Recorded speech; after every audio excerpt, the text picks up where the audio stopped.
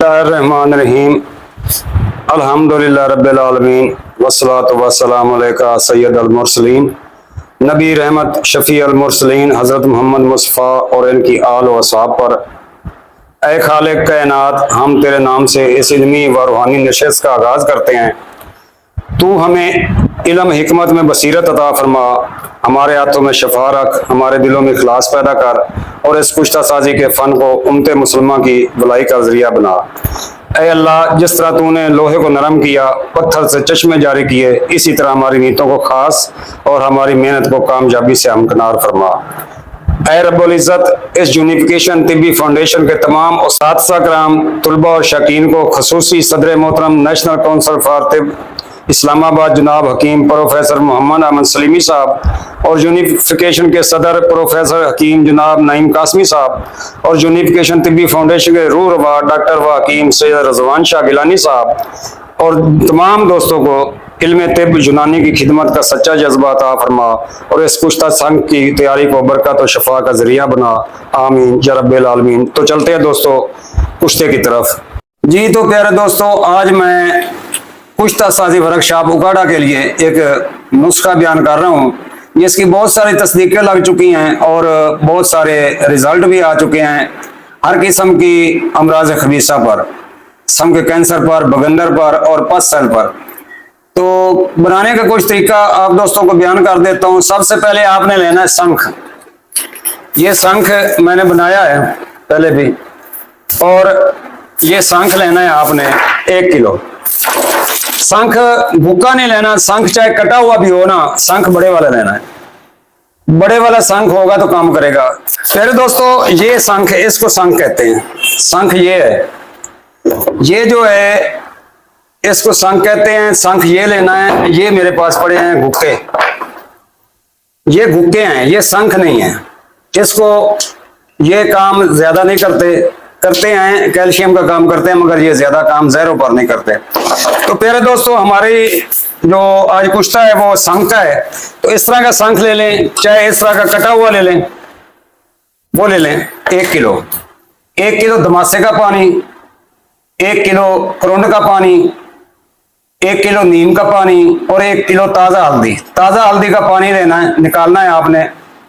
तो 1 किलो ये ले लें और 4 किलो वो पानी हो गया। एक जगह पर मिक्स कर ले, उसको मुकत्तर कर ले अच्छी तरह। मुकत्तर करने के बाद उसको आग पर रखें। जब आग पर रखेंगे, जब उबाला आने लगे तो वो फट जाएगा, जैसे दूध फट जाता है। उबाला आने नहीं देना, उबाले से पहले ही वो पानी जो है वो फट जाएगा, उसकी जो फुजलात है वो अलहदा हो जाएंगे, पानी अलहदा हो जाएगा। कपड़े में डालकर आराम से लटका दें, निचोड़ना नहीं है। कपड़े में निचड़ने के लिए रख दें, पानी निकल जाएगा। जब पानी निकल जाए तो इसको आग पर सुर्ख लाल करें। शंख को आग पर सुर्ख लाल करें। लाल करने के बाद उस पानी में डिप कर दें। 1 किलो शंख, बार बार बता रहा हूं, पहले भी मैं वीडियो बना चुका हूं। तो 1 किलो शंख, 4 किलो पानी।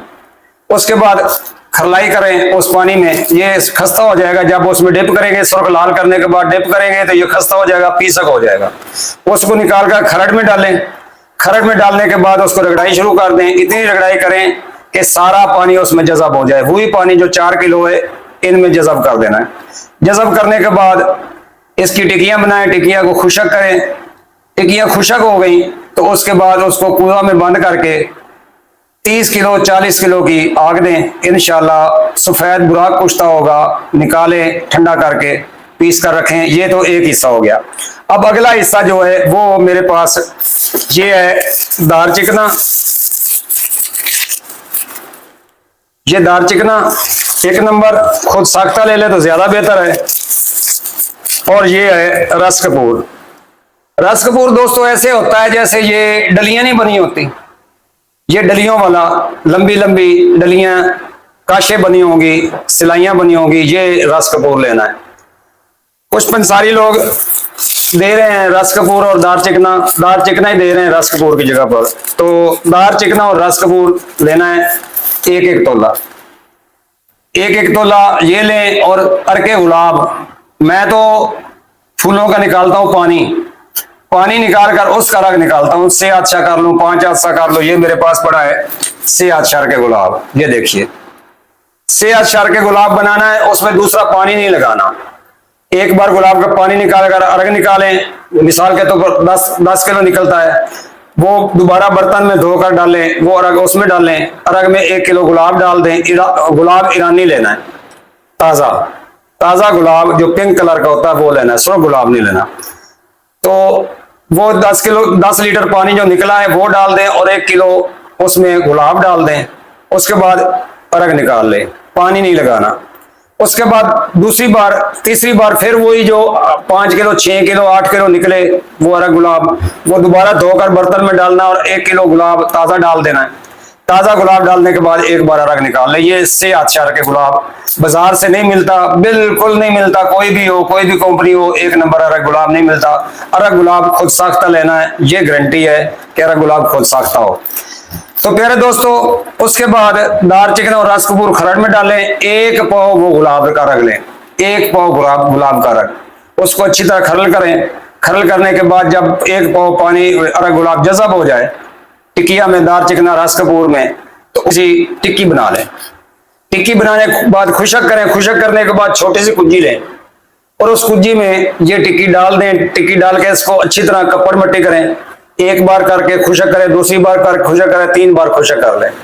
तो 3 बार खुशक करने के बाद एक छोटा सा गड्ढा खोदना है, छोटा सा, ज्यादा गहरा ना हो ज्यादा चौड़ा ना हो, बस छोटा सा इतना सा गड्ढा खोदना है। उस गड्ढे में के किनारे पर, उस गड्ढे के किनारे पर 1 पाव अपले समझ लें, 1 किलो नहीं या ज्यादा नहीं, 1 पाव अपलों के टुकड़े टुकड़े कर लें, छोटे छोटे पीस बना लें और किनारे पर रख कर उसको आग लगा दें। तेल डालकर लगा लें, शापर के साथ लगा लें, उसको आग लगा लें। जब वो कोले बन जाएं तो आधे कोले उस गड्ढे में डाल देने। आधे कोले गड्ढे में डालने के बाद ये कुज्जी उसके ऊपर रखकर बाकी ऊपर डालकर ऐसे थोड़ा सा दबा दें। जब थोड़ा सा दबा देंगे तो रात को छोड़ दें, सुबह निकालें। निकाल कर दार चिकना रस कपूर का कुश्ता होगा, सुर्खी मैल होगा। जब आप उसको खरल करेंगे तो बिल्कुल पीसक होगा और वो भूरे कलर का हो जाएगा। तो वो अब नुस्खे को इकट्ठा करते हैं कि आपने 5 तोले लेना है शंख और 1 ग्राम लेना है दार चिकना रस कपूर। दोनों को अच्छी तरह खरल करें और 500 मिलीग्राम कैप्सूल भर लें। इसकी तस्दीकें भी लग चुकी हैं, इंशाल्लाह कोई ना कोई मैक पर भी इसकी तस्दीक लगाएगा। तो प्यारे दोस्तों, इंशाल्लाह ये बहुत अच्छा काम करता है। बहुत मैं मतलब बना चुका हूँ, बहुत दोस्तों को दे चुका हूँ, इसके रिजल्ट आ चुके हैं। कैंसर ठीक हुई है, बगंदर ठीक हुआ है और ब्लड कैंसर ठीक हुआ है। सांप के डसे का इलाज है, जहरीले जितने भी जानवर हैं अगर डस लें तो उनका इलाज है। आप ज्यादा सीरियस उसको सुबह शाम दें, नीम गरम दूध में थोड़ी सी पत्ती डालकर वो देना उसके साथ, और शाम को भी दे सकते हैं। अगर अकेला आप दार चिकना रस कपूर इस्तेमाल करवाना चाहें तो 1 छटांग मक्खन में 1 चावल की खुराक है और वो इस्तेमाल करवाएं। इंशाल्लाह 7 दिनों में पस ठीक होती है, 41 दिनों में बगंदर ठीक होता है, कैंसर ठीक होती है, तकरीबन 3 माह लग जाते हैं। तो रिजल्ट तो पहले हफ्ते आ जाता है। पस तो ऐसे जाती है जैसे जिस्म में कोई पस है ही नहीं, जिस्म के किसी हिस्से में पस हो तो ये इस्तेमाल करें। इंशाल्लाह ये बहुत मुजरब नुस्खा है और मेरे उस्ताद मोहतरम गुलजार हुसैन जोगी साहब का नुस्खा है। अल्लाह ताला उसको जन्नत फिरदौस में आला मकाम अता फरमाए। आप दोस्तों का भाई, आप दोस्तों का दोस्त हकीम तारिक जवेद फ्रॉम फैसलाबाद, अक्सीर कुश्तागार व मेहर दिवातात तिब्बे जदीद दवाखाना मिल्लत रोड दयालगढ़।